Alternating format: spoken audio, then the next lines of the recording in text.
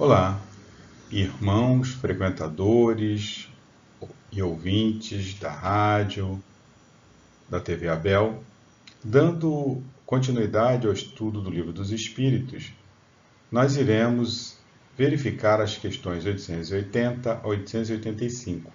Estas questões estão na parte terceira das Leis Morais, no capítulo 11, da Lei de Justiça, de Amor e de Caridade, e o item é Direito de Propriedade, Roubo. Então, essas questões, elas abordam os seguintes temas. Qual o primeiro de todos os direitos naturais do homem? O homem tem o direito de acumular bens para quando não possa mais trabalhar? É natural o desejo de possuir? É legítimo? Uma vez que aquele que tem do que viver não pesa ninguém, ou seja, se eu tenho do que viver e eu não estou incomodando ninguém, se eu não estou onerando ninguém, é legítimo? É natural? O que torna uma propriedade legítima? Será ilimitado o direito de propriedade? Então, primeira questão, questão 880. Qual o primeiro de todos os direitos naturais do homem? E os espíritos respondem: o de viver. Por isso é que ninguém tem o de atentar contra a vida de seu semelhante, nem de fazer o que quer que possa comprometer-lhe a existência corporal. Nós somos espíritos imortais criados por Deus, simples e ignorantes, né? E as encarnações, seja a vida corpórea, é a maneira pela qual o espírito ele aprende, ele evolui. Então, tendo Deus, né, o Criador de todas as coisas, nos dado essa possibilidade, né, essa possibilidade de viver, somente Ele, né, evidentemente, pode tirá-la. O Consolador Prometido, ele condena qualquer tipo de atentado à vida. Então, nós temos aí exemplos no Livro dos Espíritos, no Evangelho segundo o Espiritismo, enfim, toda a codificação kardeciana, nós temos a condenação explícita, né, do crime de homicídio nos seus vários aspectos.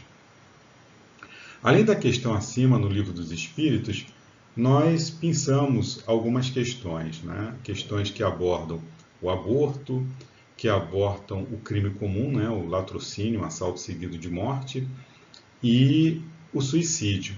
Então, na questão 358, que trata do aborto, foi perguntado: constitui crime a provocação do aborto em qualquer período da gestação? E eles responderam: há crime sempre que transgredis a lei de Deus.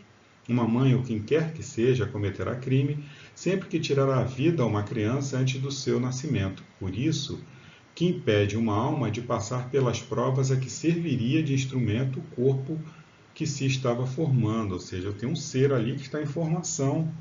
E esse ser ele precisa passar por provas, ele precisa passar por expiações. Então, estou privando esse espírito de evoluir, de progredir.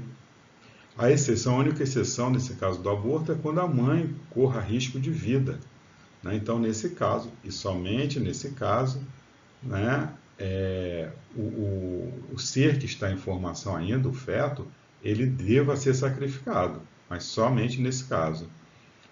Na questão 709, foi perguntado: terão cometido crime os que em certas situações críticas se viram na contingência de sacrificar seus semelhantes para matar a fome? Se houve crime, não teve este atenuá-lo a necessidade de viver, que resulta do instinto de conservação, ou seja, eu estou passando fome, né? E eu tenho um instinto de conservação, preciso viver, então vou lá e mato meu semelhante para poder pegar seus haveres, para eu poder me alimentar.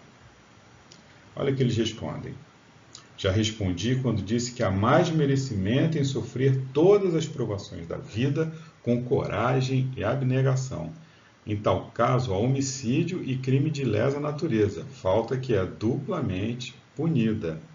Então, o instinto de conservação, ele não nos dá respaldo para eu tirar a vida de ninguém, né? E no item 944, foi perguntado: tem o homem o direito de dispor da sua vida? A vida é minha, faço o que eu quero. Olha o que eles responderam: não. Só a Deus assiste esse direito. O suicídio voluntário importa numa transgressão desta lei. E a literatura espírita ela é bem rica, né? Demonstrando aí todo o sofrimento, toda a dor que um suicida passa no plano espiritual. Evidentemente que esses irmãos eles são assistidos, eles são ajudados, como qualquer outro espírito. Claro, nós sempre vamos estar recebendo a ajuda do alto, mas a prova, né, a expiação, melhor dizendo, de um espírito suicida, ele é muito complicada. Então, por mais problemas que tenhamos, essa nunca vai ser a solução. Eu, em vez de estar resolvendo o problema, eu vou estar agravando. Porque nós continuamos, a vida continua, né? E o espírito ele vai se ressentir de tudo aquilo que eu fizer na vida corpórea. Se eu tiro minha vida, é claro que lá do outro lado vou sofrer, né, as consequências desse meu ato. Então, nós temos aí o livro Memória de Suicida, que ele explica bem detalhadamente, né, são vários casos, um livro muito interessante, vale a pena, né, ser lido. Acho que todos nós que professamos a doutrina, esse livro é um livro de apoio muito importante, né, que nos dá realmente a dimensão, né, da repercussão de um ato de suicídio. Pô, mas é só no Livro dos Espíritos? Não. No Evangelho segundo o Espiritismo, nós também, né, temos advertências, né, sobre tirar a vida de alguém. E lá no capítulo 5, Bem-aventurados os aflitos, nós também podemos citar no item 27 e no item 28 algo sobre isso. No 27, olha o que eles perguntaram: deve alguém pôr termo às provas do seu próximo quando possa? Ou deve, para respeitar os desígnios de Deus, deixar que sigam seu curso? A questão aqui é relativa ao homicídio assistido, não é? A eutanásia. E olha o que eles responderam: já vos temos dito e repetido muitíssimas vezes que estáis nesta terra de expiação para concluirdes as vossas provas, e que tudo que vos sucede é consequência das vossas existências anteriores. São juros da dívida que tens de pagar. Então, a pessoa está passando por um processo difícil, né?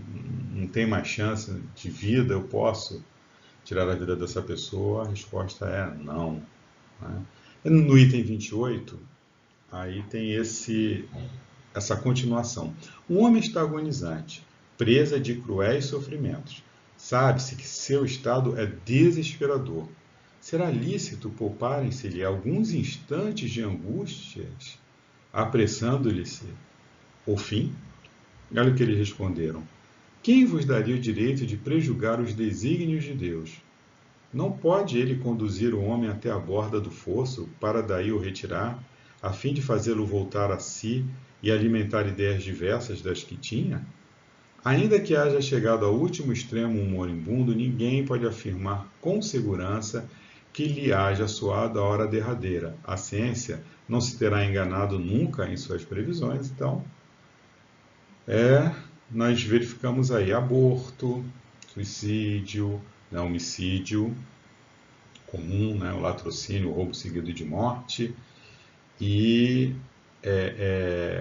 estamos verificando aqui a eutanásia. Tem outras questões, né, que abordam o tema em questão. Tem o caso do duelo também, enfim. Mas a questão é uma só, né? Em nenhum dos casos é lícito tirar a vida de ninguém. Né, o tema do estudo da noite de hoje é direito, né, à propriedade, né, e roubo. Então, eu tenho direito, né? O primeiro de todos os direitos naturais é a vida. Ninguém pode tirar essa vida de mim, nem eu mesmo, né? Agora, é interessante que a gente notar nessa questão, né, que nós estamos falando aqui do homicídio escancarado, né, do ato em si. Mas, na questão acima, nas respostas, eles não falam só né, daquele ato direto.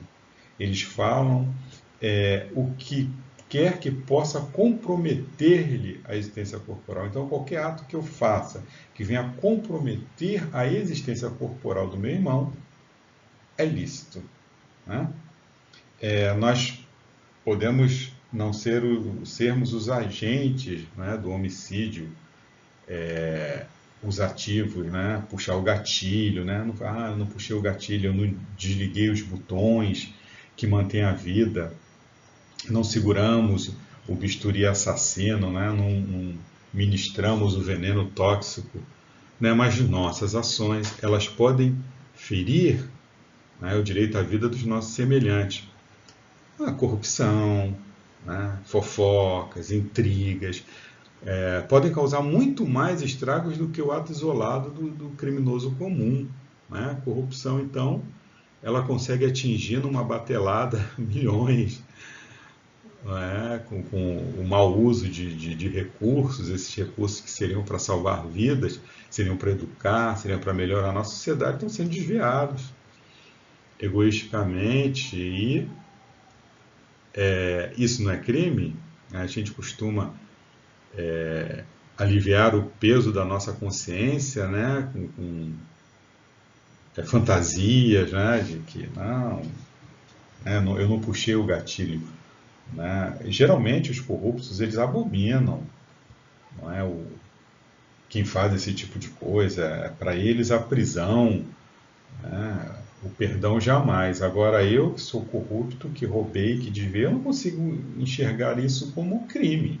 Crime para mim é você estar ali de mão armada, invadir uma residência, assaltar alguém, sequestro. Então, isso para eles é roubo, né? A corrupção, ela passa num outro nível, né? Aí que, enfim, é crime? Claro que é. Tá ali, ó. Nem de fazer o que quer que possa comprometer a existência corporal. E fofoca também, intriga. Você vê aí nas redes sociais, né, caso de pessoas que foram linchadas, que morreram porque tiveram informações, não é, falsas nas redes sociais, dizendo que aquela pessoa sequestrava crianças, enfim, que eram pedófilos. E a população foi lá e revoltada e linchou aquela pessoa, né? Vários casos.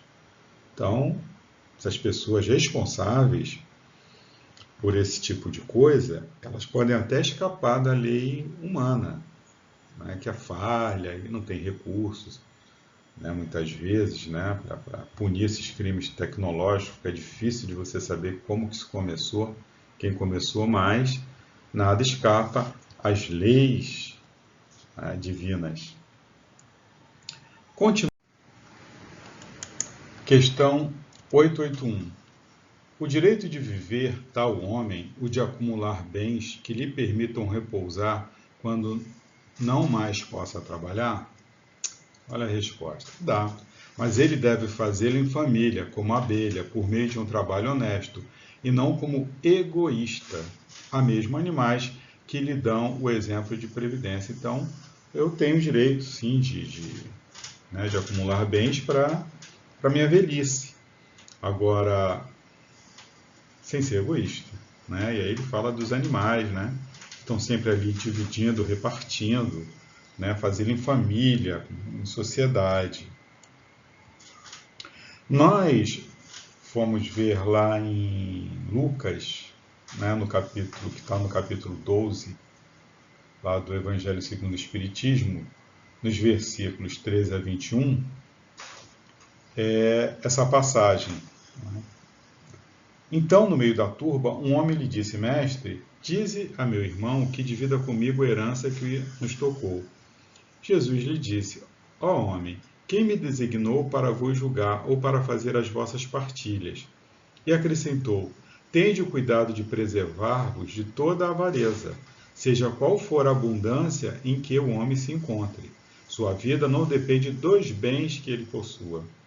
Disse-lhes a seguir essa parábola. Havia um homem rico cujas terras tinham produzido extraordinariamente, e que se entretinha a pensar consigo mesmo assim: que hei de fazer, pois já não tenho lugar onde possa encerrar tudo que vou colher?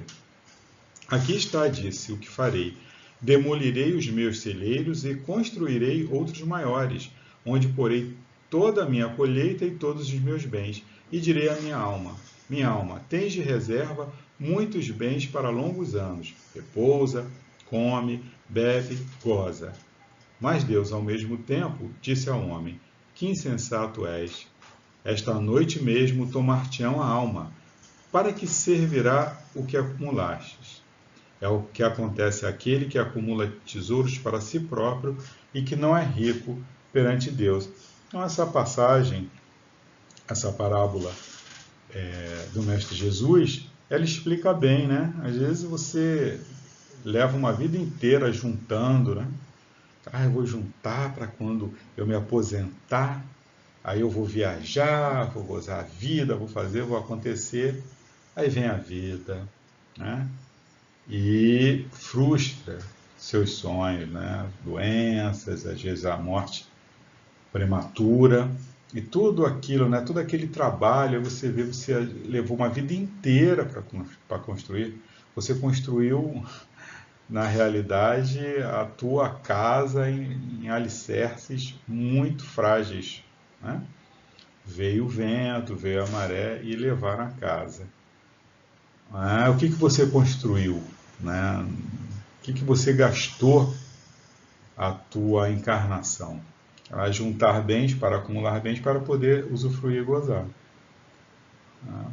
Você vai ver, né, o problemão que você arrumou quando você chegar lá no plano espiritual, porque você vai estar desequilibrado.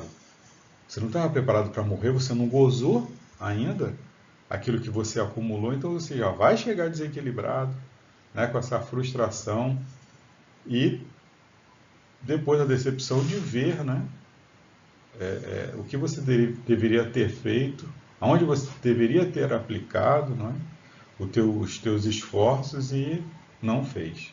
Então, mais uma reflexão, né, para fazermos aí, o que fazemos com o nosso tempo, não é, os planejamentos, né, que fazemos da nossa vida. Evidente que a vida, essa vida material que nós levamos, ela acaba te empurrando para determinados lugares, né, posições, situações. Né, nós somos estimulados desde da infância a estudarmos para quê? Para sermos alguém, para termos um emprego, né, para termos coisas, para conseguirmos sobreviver aí, termos a continuidade, né, da nossa vida. Ok, isso tudo é válido, né, mas a gente tem que entender que nós somos espíritos encarnados. A matéria faz parte, não é? É um instrumento, não é o fim. Né? Nós não vivemos só para isso. Né? Se ter é uma consequência natural da vida. Você pode usufruir? Pode.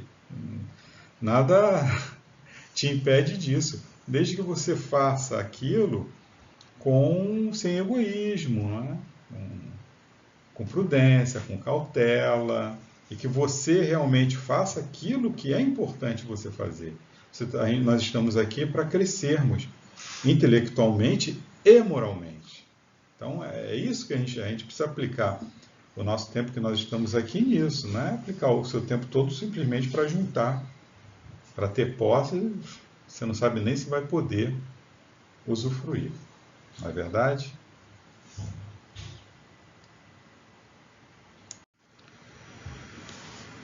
Questão 882. Tem o homem o direito de defender os bens que haja conseguido juntar pelo seu trabalho? E eles responderam, não disse Deus, não roubarás? E Jesus não disse, dai a César o que é de César? E o comentário de Kardec.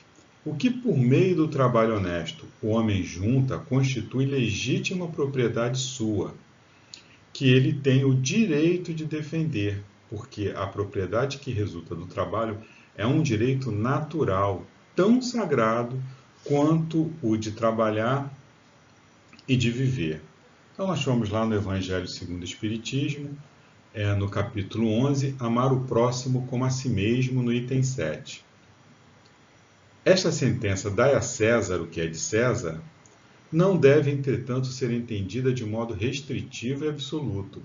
Como em todos os ensinos de Jesus, há nela um princípio geral, resumido sobre forma prática e usual e deduzido de uma circunstância particular. Esse princípio é consequente daquele segundo o qual devemos proceder para com os outros como queiramos que os outros procedam para conosco. Ele condena todo o prejuízo material e moral que se possa causar a outrem, toda a violação dos seus interesses. Prescreve o respeito aos direitos de cada um, como cada um deseja que se respeitem os seus. Estendem-se mesmo aos deveres contraídos para com a família, a sociedade, a autoridade, tanto quanto para com os indivíduos. Então, não é claro que o homem tem direito de defender os bens que haja conseguido juntar pelo seu trabalho. E aí tem no Evangelho segundo o Espiritismo, né, nesse item, dai a César o que é de César, é muito simples, né, um aspecto muito simples, eu não vou fazer ao próximo aquilo que eu não gostaria que fizesse a mim. Então, se um irmão meu, ele conquistou aqueles bens com seu dinheiro, com seu suor, com seu trabalho honesto, que direito tenho eu de tirá-lo?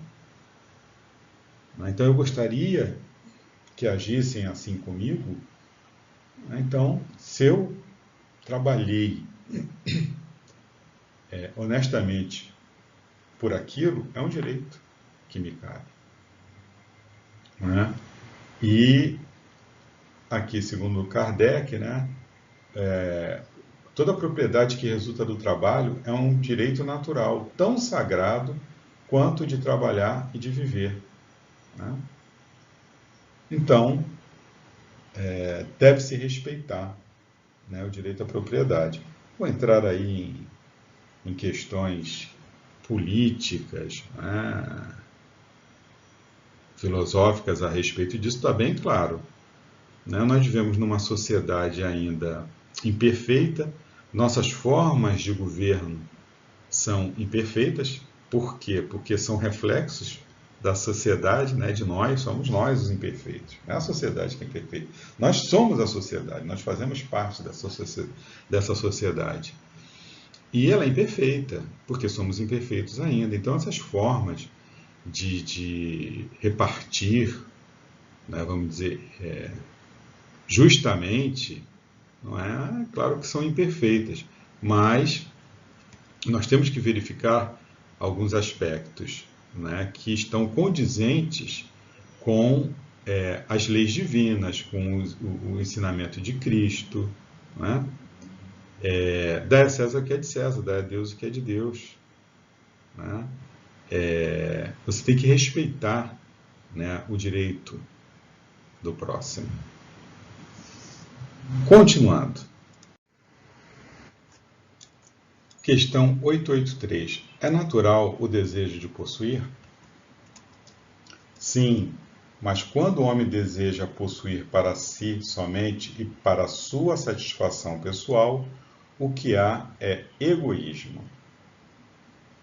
E o desdobramento da questão: não será, entretanto, legítimo o desejo de possuir, uma vez que aquele que tem do que viver, a ninguém é pesado. Ou seja, eu tenho, né, não incomodo ninguém, não estou incomodando ninguém. Né? É legítimo isso? É legal isso? Não é legal que eu digo aqui? Está dentro da lei? E olha o que eles responderam. Há homens insaciáveis que acumulam bens sem utilidade para ninguém, ou apenas para saciar suas paixões. Julgas que Deus vê isso com bons olhos? Aquele que, ao contrário, junta pelo trabalho, tendo em vista socorrer os seus semelhantes, pratica a lei de amor e caridade, e Deus abençoa o seu trabalho. Bom, nós vemos aí a todo momento, né, no noticiário, né, as extravagâncias, né, cometidas aí pelos muito ricos, pelos famosos, né? Mansão, jatinho, iates, carrões, né? A pessoa fica rica, fica famosa, já trata de ostentar, né? Jatinho, usa um jatinho para ir numa festa, tem que ir numa festa. A gente vê isso, né? Jogadores de futebol estão na Europa, aí tem uma festinha aqui, vem passar o final de semana, como passamos um final de semana numa região litorânea. Então, eles têm muito dinheiro, eles podem, né, pegar um jatinho e se deslocarem rapidamente. Mansões aí nababescas, mansões de 60 quartos, 80 quartos, enfim. Nós vemos também, né, o contrário, pessoas que têm muito dinheiro, não é que não praticam esse tipo de coisa. E olha que coisa interessante, essas pessoas são consideradas excêntricas, estranhas, né? Tem algum problema. O Bill Gates, um dos homens mais ricos do mundo, ele mora numa casa de subúrbio, né? De família de classe média. Isso, esse cara é maluco, hein? Ele pega o dinheiro dele, né? Faz muita coisa boa com o dinheiro dele, tem fundações, enfim. Esse cara é perigoso, né? Keanu Reeves, né? Anda de metrô. Gente, Keanu Reeves, um artista de Hollywood andando de metrô. Esse cara é maluco, né? E o que a gente vê, né? Isso até extrapola o mundo dos muito ricos e acaba chegando em todas as classes, a coisa da ostentação. Né? Ostentar é a palavra de ordem, né? Ostentar. Eu ganhei alguma coisa, eu vou lá e ostento aquilo, né? A gente tem que fazer uma reflexão. O porquê disso, né? Então é porque realmente nós não estamos fazendo o dever de casa, né? A gente está dando aquele bem, a posse daquele bem é um valor maior do que possua, né? O que eu ostento? Qual a necessidade que eu tenho de ostentar um bem? Né? Para me glorificar, para diminuir as pessoas que estão do meu lado, eu tenho que fazer esse tipo de reflexão, sim, né? Olha, eu consegui, eu conquistei, Deus me ama, Deus abriu os caminhos para mim, não para você. Eu tenho, você não tem. Né? E aquela coisa, a pessoa que tem muito dinheiro, ela não pode fazer, o dinheiro não é dela, ela não pode fazer o que ela quiser com aquele dinheiro. A lei, ela não vai me prender, não vai tirar, porque eu ganho aquele dinheiro honestamente, posso fazer com aquele dinheiro o que eu quiser. Bom, lá no Evangelho segundo o Espiritismo, no capítulo 16, Não se pode servir a Deus e a Mamon, a gente tem o seguinte comentário. Deploram-se com razão o péssimo uso que alguns fazem das suas riquezas, as ignóbeis paixões que a cobiça provoca, e pergunta-se: Deus será justo dando-as a tais criaturas? É exato que se o homem só tivesse uma única existência, nada justificaria semelhante repartição dos bens da terra. Se, entretanto, não tivermos em vista apenas a vida atual e, ao contrário, considerarmos o conjunto das existências, veremos que tudo se equilibra com justiça. Carece, pois, o pobre de motivo, assim, para acusar a providência, como para invejar os ricos e estes para se glorificarem do que possuem. Se abusam, não será com decretos ou leis suntuárias que se remediará o mal. As leis podem, de momento, mudar o exterior, mas não logram mudar o coração. Daí vêm serem elas de duração efêmera e quase sempre seguidas de uma reação mais desenfreada. A origem do mal está no egoísmo e no orgulho. Os abusos de toda a natureza cessarão por si mesmos quando os homens se regerem pela lei de caridade. Então, A pessoa tem muito dinheiro, a lei humana não vê nada demais nisso e ela gasta o dinheiro da maneira que ela quiser. Agora, segundo os olhos de Deus, isso é certo? Né? Nós vemos aí exemplos, né, no mundo inteiro enfim, formas de governo, eles tentam equilibrar, né, no primeiro momento até que funciona, né? Você pega e fala, não, isso aí não, as pessoas são muito ricas, são nababescas, não podem ter isso não. Isso aí não, vamos daqui que nós vamos administrar, né, o governo vai administrar esses recursos, nós vamos dividir igualitariamente esses recursos. O que acontece? Né? Você muda a riqueza de mãos. Aqueles que detêm, né, que iriam, entre aspas, administrar, eles são os novos ricos. Então, os pobres continuam pobres, em muitas situações às vezes até mais pobres, né? A grande verdade é essa. E você muda, né? Você tem uma nova classe de ricos, os ricos dos partidos, né? Os poderosos dos sistemas de governos. Por que isso, né? Porque a origem do mal está no egoísmo e no orgulho, né, de nós. Quando nós nos modificarmos, nós vamos ter a sociedade que vai refletir essa nossa melhoria. Nós temos a sociedade que reflete aquilo que nós somos, né? Os abusos de toda a natureza cessarão por si mesmos quando os homens se regerem pela lei de caridade. Até lá, a gente vai aí, né, nas tentativas e erros, né, ver o que se adequa melhor, o que é melhor, né?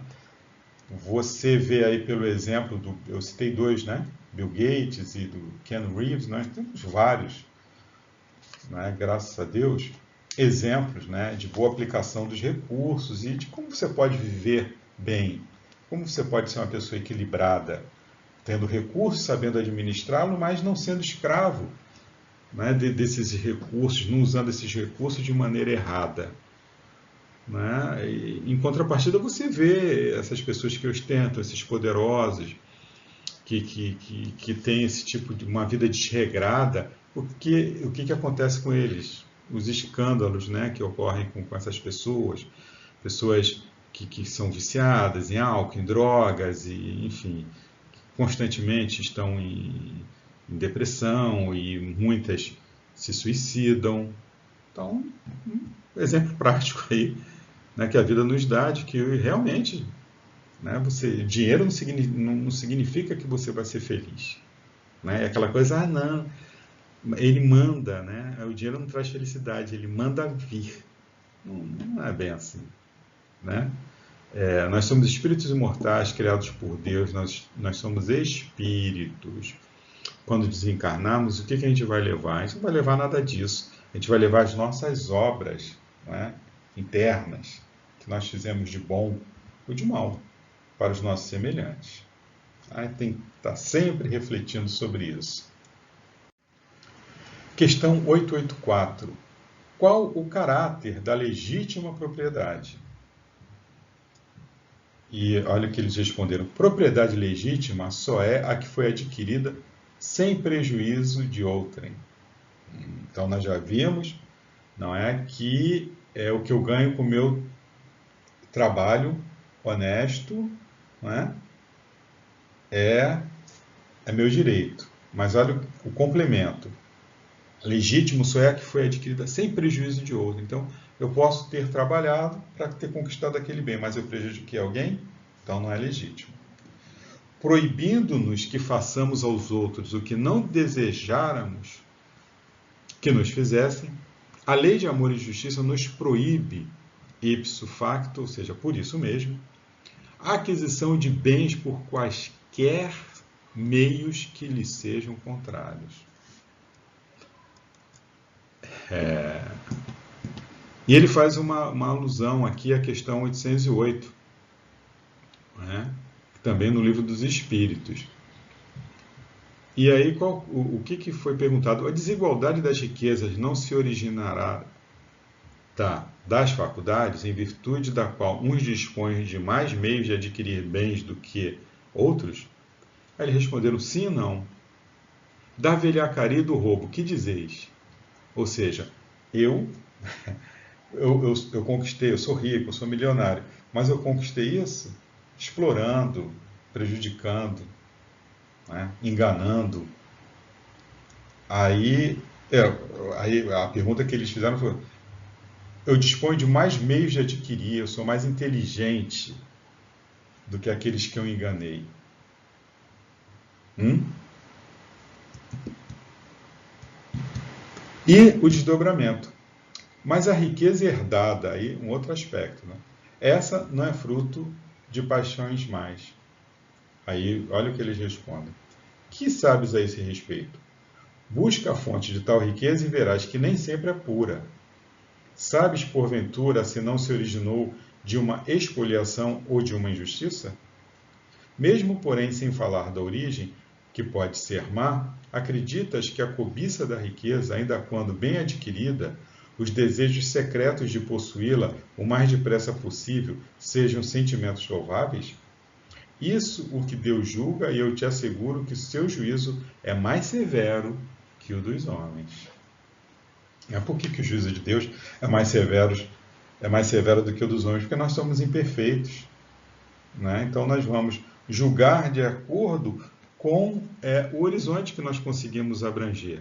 Só que Deus, né, o horizonte dele é bem maior do que o nosso, né? Então, por isso, né, que nós estamos aqui nesse planeta de provas e expiações ainda, lutando para que esse planeta passe para o planeta de regeneração, né?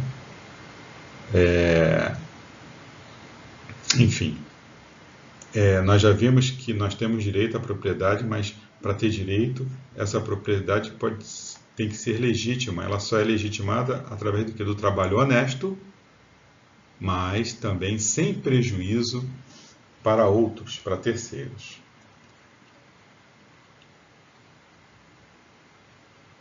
E lá no Evangelho segundo o Espiritismo, né, no capítulo 16, nós temos, não se pode servir a Deus e a Mamon, no item 10. Os bens da terra pertencem a Deus, que os distribui a seu grado, não sendo o homem senão o usufrutário, o administrador mais ou menos íntegro e inteligente desses bens. Tanto eles não constituem propriedade individual dos homens que Deus frequentemente anula todas as previsões e a riqueza foge àquele que se julga com os melhores títulos para possuí-la. Uma propriedade só é legitimamente adquirida quando, da sua aquisição, não resulta dano para ninguém. Contas serão pedidas até mesmo de um único ceitil mal ganho, isto é, com prejuízo de outrem. Então, nós somos usufrutários dos bens divinos, né? Nós não possuímos nada, né, realmente, de material. Nós temos a posse provisória. Nós morremos, isso muda de mãos. A gente, às vezes, acumula para deixar para os herdeiros. Os herdeiros não sabem administrar aquilo, perdem aquilo, vendem aquela propriedade que nós demoramos tanto para conquistar. Né? Não dão uma sociedade, uma empresa, por exemplo, né? Quantas e quantas empresas aí que no processo de sucessão familiar, elas se desintegram, né? Empresas sólidas, né? Por quê? Porque o patriarca ali, ele desencarna e aqueles espíritos que herdaram aquilo ou não têm condições ou não querem. Então, e a pessoa, o patriarca, ele trabalhou, né, com afinco ali para ter aquilo para deixar, né, para os seus herdeiros, seus filhos, para os seus netos. E, enfim, ele vê o sacrifício que ele fez todo, enfim, ter sido em vão e muitas vezes ter sido a causa da derrota, não é, daqueles espíritos que não foram acostumados ao trabalho, né, ao trabalho honesto, enfim.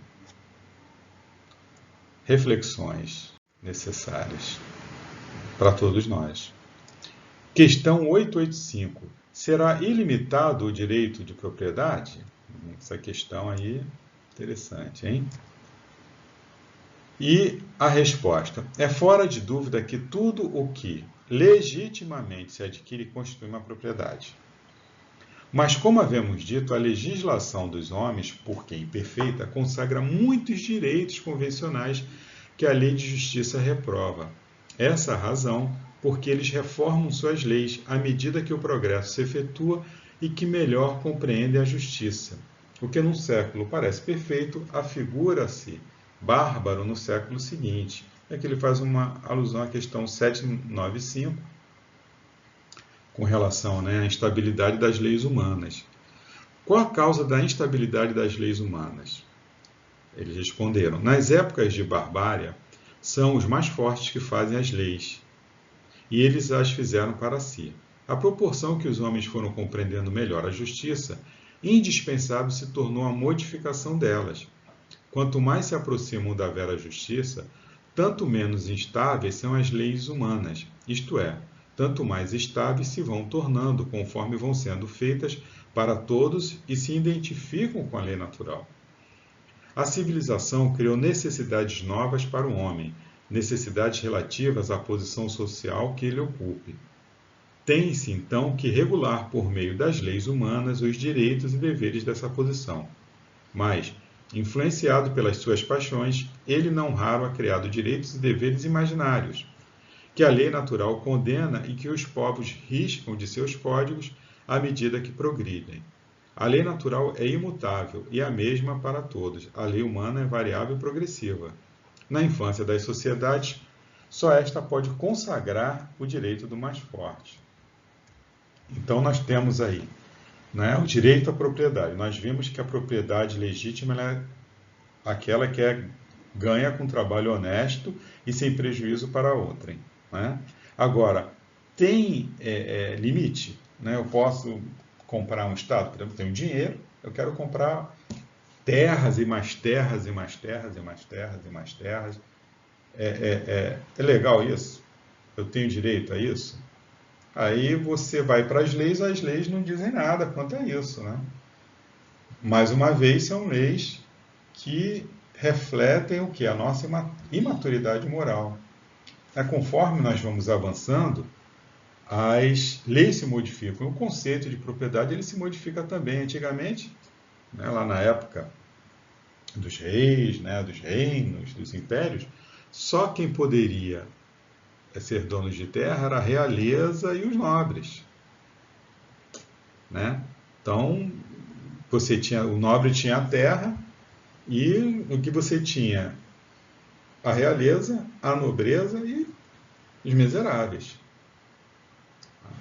Então, com o tempo, aí revolução, mata o rei, guilhotina a rainha, enfim.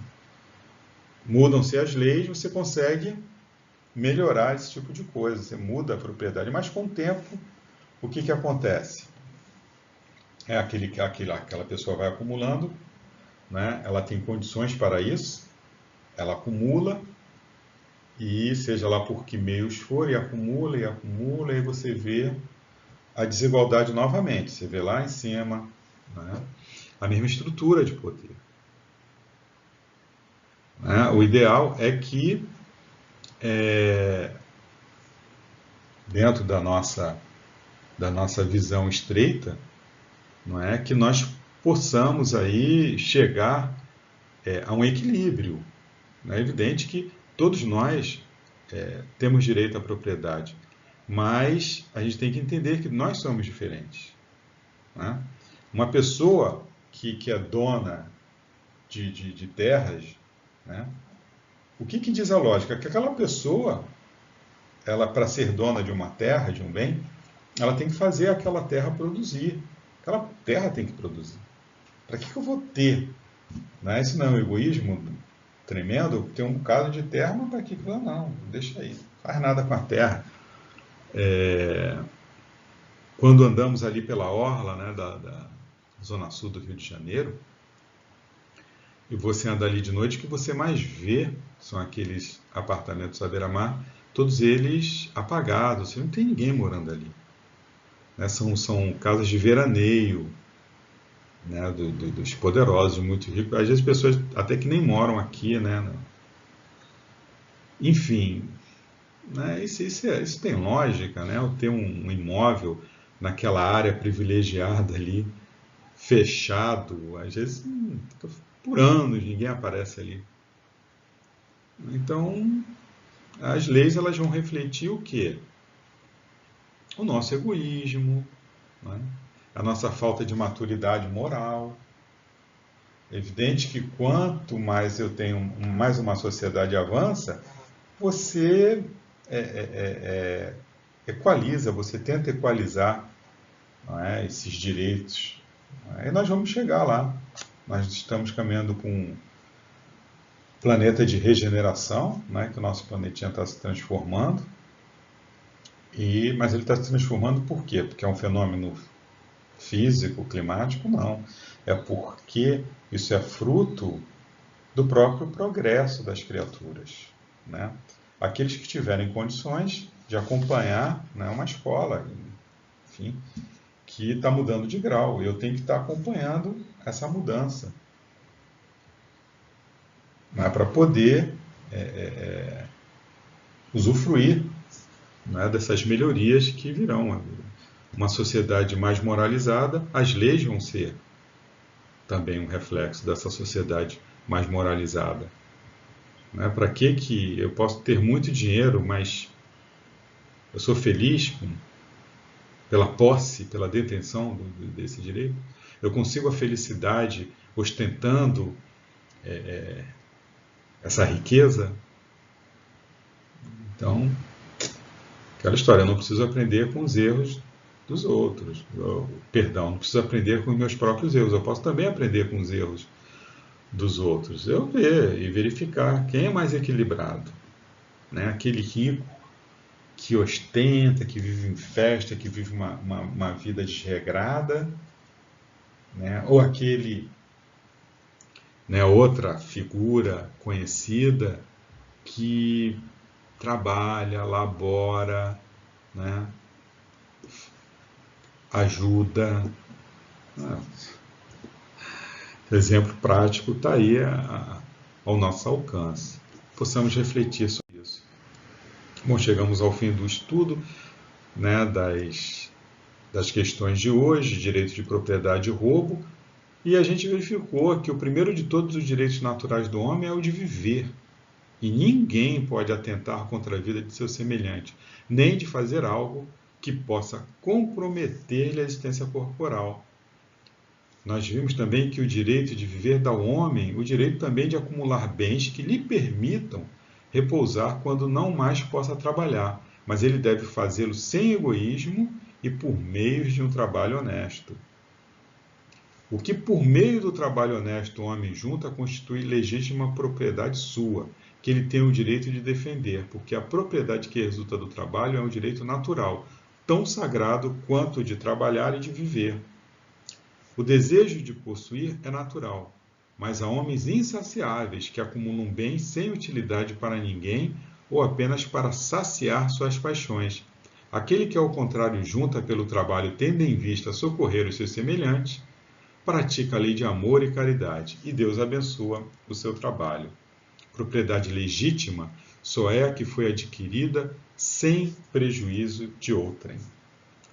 O que legitimamente se adquire constitui uma propriedade, mas, como havemos dito, a legislação dos homens, porque imperfeita, consagra muitos direitos convencionais que a lei de justiça reprova. Então, diante disso, meus irmãos,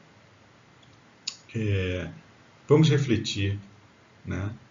Vamos refletir, nós precisamos aproveitar esse momento que estamos vivendo, né? Um momento de tantos acontecimentos na nossa sociedade, ao nosso redor, que nos mostram que tem algo mais, né? Que a coisa vai além da matéria. Nós estamos passando aí por um momento de pandemia, né? Que o homem que se julgava o rico, mais rico, né? Se viu fraco diante de uma força como essa de um vírus tão letal. Então, nós temos que refletir, né, no nosso papel, o que nós estamos fazendo aqui, realmente viver, Não basta só a informação. Eu ter a informação, eu preciso viver de acordo com a informação que eu tenho, o que eu busco, o que eu anseio. Né? Se eu verifico em mim, né, um traço, né, basta você refletir, né, e você vai verificar, se você fizer um exame profundo na sua personalidade, que você tem vários defeitos. Né? Existe lógica em fugir disso? Em fugir dos erros que eu sei que eu trago? Eu tenho que combatê-los, eu tenho que me disciplinar. Se eu ostento, se eu quero possuir bens, né, somente, né, para que me glorifiquem, para que eu seja superior ao meu próximo, eu tenho que fazer uma reflexão. Por que eu busco isso? Né? No que eu acredito, afinal de contas? Então é isso. Possamos fazer as nossas reflexões e que a noite de hoje seja abençoada para todos os nossos irmãozinhos que vão ser atendidos na nossa casa de amor, de caridade.